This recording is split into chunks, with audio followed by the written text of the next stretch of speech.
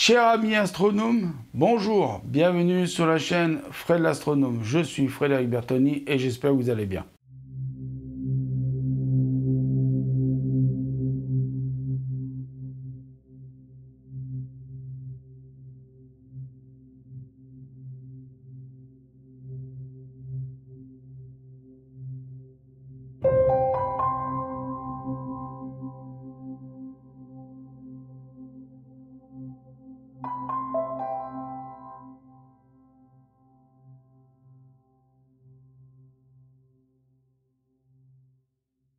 Encore une fois, je suis désolé, hein, les conditions du tournage se font comme je peux parce que là, la place qui m'est impartie pour faire cette vidéo, je ne peux pas installer de light comme je voudrais. Donc là, je suis obligé d'utiliser la lumière du jour et du soleil pour faire un espèce d'éclairage. Mais je vois que j'ai la moitié de la tête dans l'ombre. Bon, c'est pas grave, on va se débrouiller comme ça. De toute façon, le plus important dans cette vidéo, c'est de ce que je vais parler et pas de ma tronche et de ma super beauté. Donc, comme vous le savez, je suis abonné au magazine Ciel et Espace et que dedans, il y a un encore une fois, très bon dossier sur l'intelligence extraterrestre. Donc, débat sur de nouvelles stratégies de recherche que j'ai lu. Ah, sinon, je vous en parlerai pas. Il y avait quelques temps en arrière, Ciel et Espace, qui est en octobre-novembre 2020, donc ça date un petit peu, qui avait déjà fait un dossier sur les extraterrestres sont-ils verts? S'ils existent, sont-ils probablement écolos? Je montre la couverture, très bon magazine, très bon, hein, toujours très bon. Et puis j'avais celui-là, mais alors là, ça date de, wow, de Mathusalem, comme certains diraient. Je cherche la date. Bon, c'est pas grave, mais de toute façon, ça date de Mathusalem. Hein. C'est Science et Vie qui avait fait un hors-série. Édition spéciale, extraterrestre, la science y croit, des milliards de planètes habitables dans notre galaxie. Enfin voilà, là, ils avaient vraiment fait un truc chambé, comme on dit. Hein, vraiment, voilà, chambé. Je vais faire cette vidéo-là, déjà vous expliquer un peu mon point de vue personnel. Et puis, certainement que derrière, je ferai d'autres vidéos pour vous expliquer, pas mon point de vue personnel, mais ce que la science en dit. Dans un premier temps, là, je vais vous parler de moi, ce que j'en pense. D'après ce que j'ai pu lire là dans les magazines, alors j'ai pris ces 3 magazines, mais j'en ai d'autres hein, qui parlent d'exoplanètes, qui parlent de plein de choses. J'en ai d'autres d'ailleurs qui parlent de civilisation extraterrestre, de la possibilité qu'il y ait des extraterrestres qui vivent ailleurs. J'en ai d'autres, mais moi, c'est ceux-là qui me paraissaient le plus pertinent à vous montrer. Parce que c'est vrai que le ciel et l'espace, c'est très bon, et Science et Vie, quand ils font des hors-séries comme ça, c'est super bon à lire. Voilà, je vous le conseille à lire. Même Science et Avenir, quand ils font des vidéos super bien aussi, c'est génial. Donc moi, qu'est-ce que j'en pense de la vie d'ailleurs? Je vais déjà essayer de répondre à cette question, personnellement, de ce que j'en pense moi. Je pense, comme je l'ai souvent dit dans beaucoup de vidéos, je pense que si on était tout seul, déjà rien que dans la galaxie, sans parler de l'univers, hein, dans l'univers tout entier, c'est pas possible qu'il n'y ait pas d'autres vies ailleurs. Dans d'autres galaxies, c'est pas possible. Ça, je pense que c'est pas possible. Je pense que tous les scientifiques sont d'accord avec ça. Je pense que c'est vraiment pas possible. Maintenant, dans notre galaxie, est-ce que nous sommes seuls? Non plus. C'est pas possible. Alors attention, quand je parle de possibilité de vie, qu'est-ce qu'on entend par là? C'est ça aussi qu'il faut bien comprendre. Parce que c'est bien beau de dire la vie existe. Oui, mais sous quelle forme? Déjà, c'est ça. Et puis, où commence la vie et où s'arrête la vie? Par exemple, je vais vous donner un exemple. Est-ce qu'un caillou, c'est vivant? Le lichen, est-ce que c'est vivant? Le lichen, il est vivant, le caillou, il n'est pas vivant. Mais le lichen vit sur le caillou. Est-ce qu'on peut dire qu'à ce moment-là, si le lichen vit sur le caillou est vivant et le lichen est vivant? Non, il n'y a que le lichen qui est un produit vivant. Le caillou, c'est inerte. Le caillou, il ne bouge pas. S'il ne se fait pas bouger par de l'eau dans une rivière, ou si un gamin ne le prend pas et le jette dans l'eau, il ne bougera pas le caillou. Le caillou, vous le laissez là par terre, vous le mettez par exemple par terre dans votre cour. Dans 200 ans, s'il n'y a pas eu de tremblement de terre, s'il n'y a pas eu de changement géologique vraiment phénoménal, le caillou, il est là dans 200 ans. Dans 2000 ans, pareil, s'il n'y a pas eu des gros changements, le caillou sera toujours là. Est-ce que dans 200 ans ou dans 2000 ans, le lichen sera toujours le même? Il sera toujours là. Donc, bon, moi je sais que moi, en tant qu'être humain, dans 200 ans, je ne serai plus là. Et je suis une forme de vie. Vous êtes des formes de vie aussi. Maintenant, après, dire oui, je crois à ce que la vie existe ailleurs, est-ce que cette vie est intelligent? Là aussi, très dur de répondre à cette question, à dire, est-ce que l'intelligence, est-ce qu'on peut dire qu'une baleine est intelligente? Est-ce qu'on peut dire qu'un homme est intelligent? Non, non, je plaisante. Oui, aussi. On a deux formes d'intelligence. En fait, on a l'intelligence qui est là pour vivre, survivre, manger, se reproduire, nager, défendre ses petits, défendre la communauté dans laquelle ils vivent. Ça, c'est le propre du règne animal. Et c'est ça qui fait qu'on peut dire qu'ils sont intelligents. Parce qu'ils ont aussi des stratégies pour chasser, par exemple les baleines qui ont des stratégies pour chasser le krill ou ce qu'elles ont besoin de chasser pour manger. Donc ça, c'est une forme d'intelligence. Et puis, il y a la forme d'intelligence, l'homme. Et oui, il faut différencier l'homme et l'animal. Pourquoi? Parce que moi, je pense personnellement, et je peux me tromper jusqu'à la preuve du contraire, que l'animal a une certaine sorte de conscience limitée. C'est-à-dire que je pense qu'une baleine sait qu'elle est différente, par exemple, d'un autre cétacé, c'est-à-dire d'un dauphin, par exemple. Ou d'un requin, ou d'un orque, ou d'un poulpe, ou de ce qui vit dans l'eau, de ce qui vit dans son environnement. Je pense qu'elle en est consciente. Par contre, la conscience limitée, pourquoi? Parce que je pense qu'elle a conscience de savoir qu'elle vit dans un environnement où il y a de l'eau, il y a des profondeurs, des machins, enfin, à savoir, qu'est-ce que c'est l'eau? Ça, je suis pas sûr. Elle sait que c'est un liquide, peut-être que c'est un fluide, peut-être.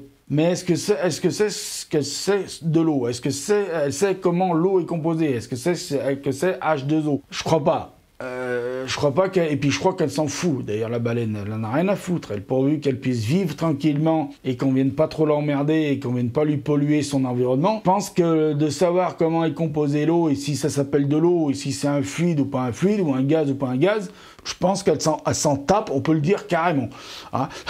Nous les hommes, on s'est posé la question qu'est-ce que c'était l'eau, maintenant on sait, mais je pense que la baleine en elle-même, elle s'en fout.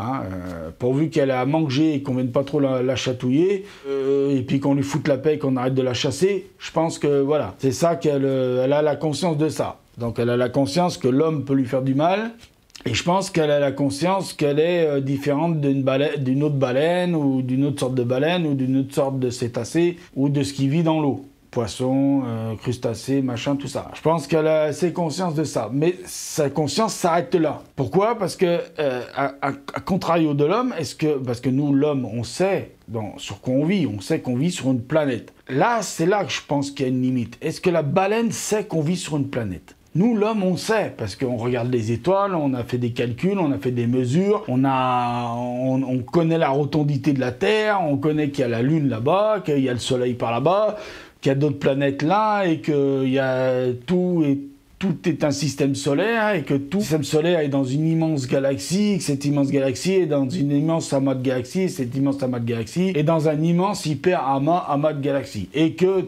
le tout fait partie de ce qu'on appelle l'univers. Ça, nous, l'homme, on en a conscience. Et c'est une conscience qui est illimitée par rapport à la vie animale.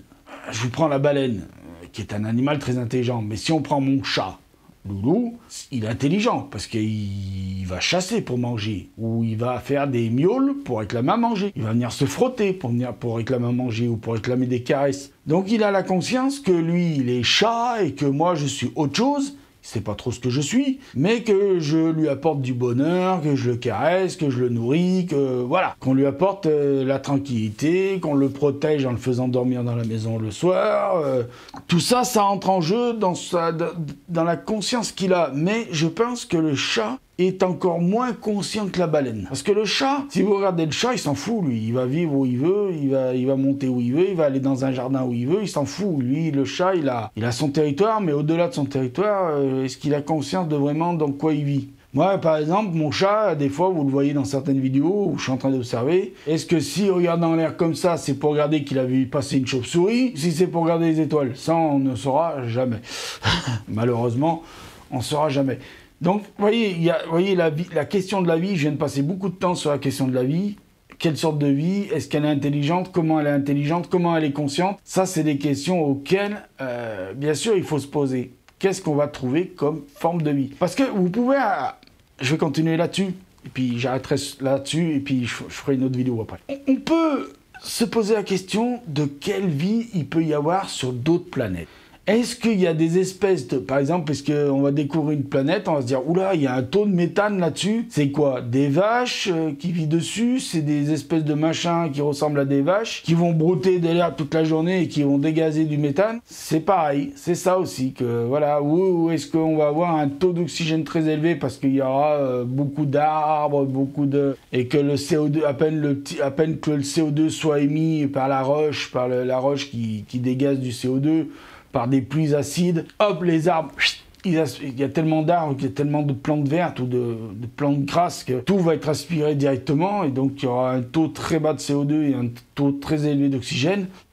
On va pouvoir dire, oui, ben voilà, exactement, sur cette planète-là, nous avons pu analyser l'atmosphère, et nous pensons qu'il y a des sortes de vaches, des ruminants, qui bouffent, qui ruminent et qui pètent toute la journée. Parce qu'il y a un énorme taux de méthane.